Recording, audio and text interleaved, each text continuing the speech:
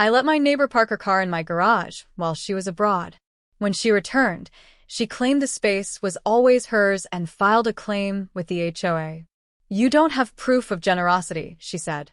So I pulled the security logs, the time-stamped emails, and when I walked into the hearing room, I remember the first morning I decided to do it. I was standing in my garage in Dayton, Ohio, trying to untangle my bike from the clutter of holiday boxes. My neighbor, Marisol, had flown to Spain for 3 months. Her aging mother had fallen ill, and she rushed to her side. Before she left, we talked by the cars. She sighed about parking issues, how her spot always fills up after 8 p.m. Listen, I'd said, take mine. Just don't worry about it. I'll park on the street. I meant it.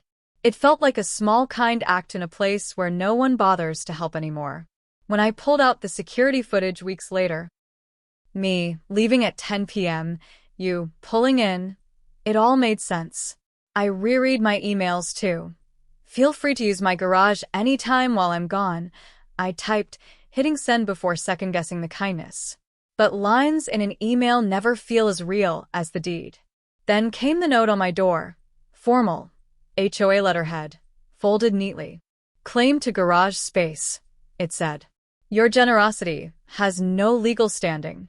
Marisol's tone was sharp, cold. She sounded like the board, but signed her own name. You don't have proof of generosity, she wrote. In the days that followed, I replayed that morning over and over. The silence of the garage, the clank of the chain, my hand on the door latch. All of it. I believed I was doing something kind. I believed I had proof. But halfway through drafting my defense email, security logs, timestamps again, I felt a flutter in my chest. What if I was hallucinating her gratitude? What if her claim was right? That all generosity means nothing without documentation? What if I was the asshole? The hearing room smelled like cheap carpet and formaldehyde. Fluorescent lights buzzed above. I was early, pacing in circles, tie too tight, palms sweaty.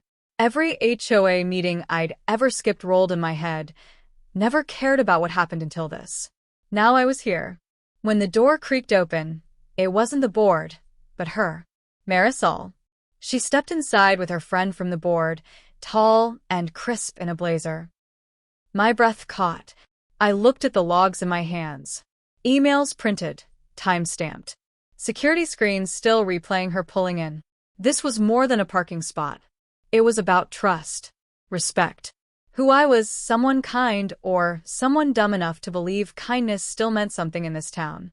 I didn't say anything when she walked in. Just looked at her like I didn't know who she was anymore. Marisol didn't meet my eyes.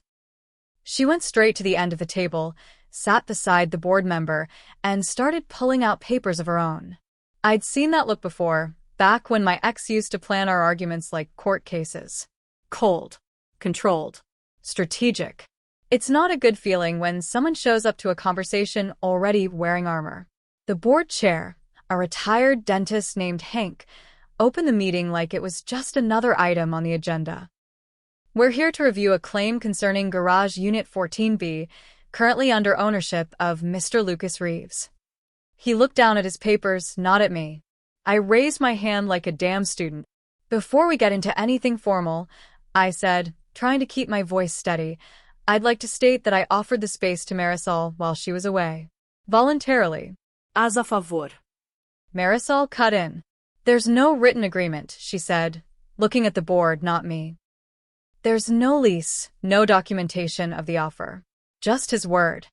She finally turned her eyes toward me. And he's trying to backtrack now that I'm home. Backtrack? That word lit something in me. I had stayed up until 3 a.m. pulling security footage, printing emails, highlighting timestamps. This wasn't a backtrack, it was me trying to hold on to the truth. I placed the folder down and slid it toward Hank. This is everything. Email from the night before she left. Security log showing her car entering my garage after I had already left for work. 3 months of footage. I never parked there. Not once. Another board member, Gail, squinted at the papers. These seem legitimate. Marisol folded her arms. He's good with tech. He could have faked those. I laughed just once. Not because it was funny, but because it felt like the only response to how far gone this had become. You think I faked 3 months of footage? What, in case you suddenly got amnesia and try to claim my garage? Her face hardened. You offered. There was no deal. And now you're being territorial over something you gave up. The room was quiet after that. I could feel the shift. People started to realize this wasn't about parking. It was about power and pride and the ugly place you land when you can't admit you took advantage of someone. Hank sighed. We'll need time to review this material. Final decision next week. Meeting adjourned. Just like that. Marisol walked out ahead of me, her blazer friend whispering something in her ear. I sat there, staring at the pile of papers I had laid out like proof of my character. Like I had to prove I wasn't crazy for thinking decency should count for something. And that's when it hit me. This wasn't the first time I let someone cross a line because I didn't want to look petty, or dramatic, or too sensitive. It was just the first time they'd taken the line and tried to build a fence on it. That night, I didn't sleep. I just sat in the garage with the door open, watching the street. It was quiet, like it always is around here after 11. But my mind wouldn't shut off. I kept thinking about all the times I waved to her, the quick little chats on garbage day, that Christmas when she brought over those stale-ass cookies and I still thanked her like they were homemade. All of it felt like a trick now. The next morning, I walked over to her place. Not to yell or threaten, just to look her in the eye one more time. Maybe see if there was anything human left between us. I knocked. She opened the door like she'd been expecting me. I'm not gonna fight you, I said. But I want you to know, I trusted you. You knew what I meant when I offered the garage. You knew. She didn't answer right away. Just looked past me, like I wasn't even real. Then she said, You always acted like you were above it all. But now you're the one trying to hold on to a few square feet of concrete, like it's your dignity. And that was it. That was her version of things. I was the petty one. I was the one clinging to something small and stupid. I turned and walked away. I didn't slam her door. I didn't say anything else. But I felt something shift in me. Because here's the part no one tells you. When someone lies about you, when they rewrite the story to make themselves the victim, it doesn't just hurt. It makes you start questioning every other time you were kind to someone and didn't ask for anything in return. By Thursday, Gail from the board emailed me. We've reviewed your materials. There's evidence in your favor, but Marisol is threatening legal action if the board rules against her. We're discussing potential compromise. Compromise. That's what they always say when the truth's too inconvenient. That Friday, I got home and noticed something. My spare trash bin, the one I keep tucked beside the garage, was gone. Not rolled out, not misplaced. Gone. I knocked on a few doors, asked around. Nothing. Then I saw it 2 blocks down by the park. Burned. Just the bottom half. Blackened plastic, edges melted. Someone had lit it up and walked away. It was small, sure. Maybe a kid messing around. But something in my gut twisted. Because things were getting ugly now. Quiet, small. Hard to prove ugly. The kind of stuff that doesn't show up in HOA hearings or security logs. And I realized I wasn't in a property dispute anymore. I was in a war. After the trash bin incident, I started locking everything. Garage. Fensgate. Even the little utility door on the side of the house that hadn't been touched in years. I wasn't paranoid. I was preparing. Because when someone starts coming for you in the shadows, you don't wait to see what they'll do next. You get ready. Monday morning, I checked the camera feed like usual. Nothing new. But by lunchtime, I got an alert on my phone. Motion detected near the garage. I opened the clip. Marisol. Standing right outside the garage door, just looking at it. Not touching. Not moving. Just standing there like she was waiting for something. Or testing how far she could go. I took a screenshot. Saved it. Later that day, I emailed it to Gail and Hank with a simple note. In case this escalates. No reply. That night, I came home to something else. My mailbox was left wide open. My mail was on the ground, scattered. One envelope ripped. Just my electric bill, but still someone had gone through it. On purpose. I told myself it could have been the wind, or a kid, or a mail carrier in a rush. But I knew. You just know. A few days passed. Nothing happened. No calls from the HOA. No updates. Just silence. Until Sunday. I was trimming the hedges near the sidewalk when a car I didn't recognize pulled up in front of my house. A woman stepped out. Mid-40s, glasses, clipboard in hand. She introduced herself as a property mediator hired by Ms. Torres. Marisol. Ms. Torres has expressed interest in settling the ongoing garage matter without further litigation, she said. She's willing to relinquish any claim. If you issue a formal apology and agree to allow shared use of the space moving forward. Изцевта her. She's blackmailing me with legal threats and vandalism, and she wants me to apologize? The woman didn't react. Just kept reading. Shared access would mean Ms. Torres can park in the space 3 days per week. I cut her off. Tell her no. And tell her if she sends one more person to my property without notice, I'll file harassment charges. I turned back to my hedges, hands shaking, jaw tight. This wasn't just about ego anymore. It was about principle. About not letting someone drag your name through the mud just because they're louder, or better connected, or cruel enough to lie without blinking. Later that evening, I checked the cameras again. Nothing new. But before I went to bed, I got a text from an unknown number. Enjoy your empty garage. That's when I knew she wasn't done. And neither was I. I didn't sleep that night. The text kept replaying in my head. Enjoy your empty garage. It wasn't just a threat, it was a promise. A warning. So first thing Monday morning, I went to the local police station. Not to file a full report, not yet. I knew they wouldn't do much without clear proof. But I wanted it documented, the mailbox, the text, the burned bin. I brought the screenshots, printed the footage, laid it all out.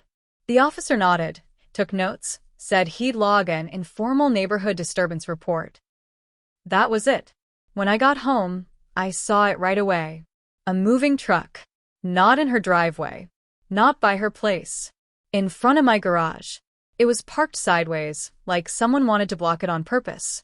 The driver was standing outside, smoking, waiting. I walked over. Hey, can I help you? He shrugged. I was told to wait here until someone came out. Garage Unit 14B, right? I stared at him. Told by who? Before he could answer, Marisol came out of her house. Not looking rushed or concerned. Calm. Almost smug. She's moving some stuff into storage, she said, like it was the most normal thing in the world. Figured it'd be easier to load from here. I didn't say anything. Just turned and walked into the house. Pulled up the HOA bylaws. Called Hank. This is harassment, I said. This is targeted. She sent a moving truck to block my property. He mumbled something about how the rules weren't clear on temporary obstructions and that parking in front of a unit for loading isn't necessarily a violation. Of course it wasn't. Not unless someone got hurt. Not unless I had proof it was malicious. Which I did. So I went back out, took photos of the truck from every angle. Walked right past her. Didn't say a word. She didn't either. But as I passed, I heard her mutter just loud enough. It's just a garage, Lucas. And that's when I snapped. I turned around. Looked her in the eye. No. It's not. It's a line. And you crossed it. Over and over. She didn't blink. Just walked back inside. That night, I filed a formal complaint. Not to the HOA. Not to the board. To small claims court. I filed a civil action for harassment, misuse of property, and damages related to the vandalism and interference with my personal space. I included the text, the mailbox incident, the footage of her watching my garage like a hawk. I had it all. And this time, it wasn't just about proving I was right. It was about finally drawing a line that couldn't be crossed without consequence. The next morning, I taped the notice to my front door before heading to work, not for her to see, but for me. A reminder. She started it, but I was going to finish it. By the time the court papers were officially served, the entire block knew something was going on. People don't need the details. They see one car parked too long, a raised voice, a second trash can mysteriously disappearing, and suddenly they've got their own version of the story. Some neighbors stopped waving when I walked by. Others got weirdly friendly. I could feel it, the split down the middle. Then came the retaliation. 3 days after the court notice, I got a letter from the HOA. Violation notice. Improper use of shared driveway and unsightly landscaping. I trimmed the hedges 3 days before that. Edges crisp, grass neat. I looked down the block. Her yard, uncut, weeds everywhere. No notice for her. I knew what this was. Petty moves. Precise. Targeted pressure. She had friends on the board. People who didn't like that I was challenging one of their own. People who thought this was supposed to stay quiet. But I didn't fold.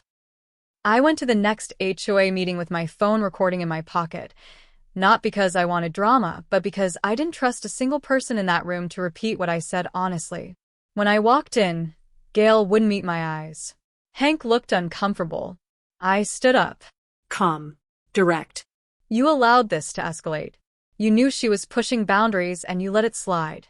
Now I've filed a legal claim and suddenly my grass is a problem? This isn't about bylaws. It's about bias. And I have the recordings, the emails, and the footage to prove it. No one said a word. I left before they even closed the meeting. I didn't care what they voted on. That night, I got a text. No number, just blocked. You think the law will fix this? I didn't reply. A week later, court date came. Small room. Low stakes legally. But everything felt huge to me. Like I was putting my entire sense of decency on trial. Marisol showed up with a lawyer. Not high-end, but sharp. Someone who knew how to throw smoke. She tried to argue I had informally gifted the space, that it was understood use, that I was retaliating because I didn't get my way. But I had the footage, the emails, the timing, the fact that not once did she pay, rent, or request permission beyond that initial casual offer. Judge looked through everything, asked questions, took notes. Then, the lawyer said something that made my stomach twist. Why would someone be this generous without expecting anything in return? He said it like it was ridiculous. Like kindness was inherently suspicious. The judge didn't respond, just asked if I had anything to add. I stood there, hand slightly shaking, and said, because at the time, I thought being a decent neighbor still meant something. Silence. The judge said he'd issue a ruling in writing within 2 weeks. That night, the cameras caught it. Someone poured motor oil in my driveway. Dark, thick streaks across the concrete. Didn't touch the garage door. Just the ground. Like a final little message. I didn't call the cops. Didn't clean it up right away either. I just stared at it. For a long time. Because now I knew, even if I won in court, I'd already lost something bigger. 3 days after the oil incident, I finally got the envelope from the court. I didn't open it right away. Just left it on the kitchen table while I made coffee, did the dishes, paced around the house like a man waiting for a verdict on who he really is. When I opened it, the words were clear, ruling in favor of the plaintiff. Marisol was ordered to cease all claims to the garage. No shared use, no compromise. She was also required to pay for the cleanup of the oil damage, assuming I could prove she was responsible. That part made me laugh. Not because it was funny, but because it reminded me of how far this had gone. I was being told I'd won, but still had to beg someone to admit they'd wrecked my driveway. Still, it felt like something. Not justice, but maybe survival. I didn't tell anyone about the ruling. Not the neighbors. Not the HOA. I just went about my week like nothing happened. But inside, everything felt different. Then Sunday morning, I got a knock on the door. A teenager, maybe 16, was standing there. Nervous. Fidgeting. Mr. Reeves. Yeah. I was supposed to leave this on your step. He held out a thick envelope. No return address. Nothing written on it. Who gave you this? He shrugged. Lady down the street. She said it was important. I opened it right there. Inside were photos. Printouts. Of me. Walking to my car. Taking out the trash. sitting on my porch with a book, all from different angles. Someone had been watching me for weeks.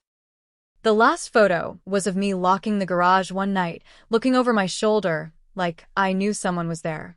And taped to the back of that photo was a yellow post-it note with 7 words written in tight, neat handwriting. Next time, keep your kindness to yourself. I still use the garage.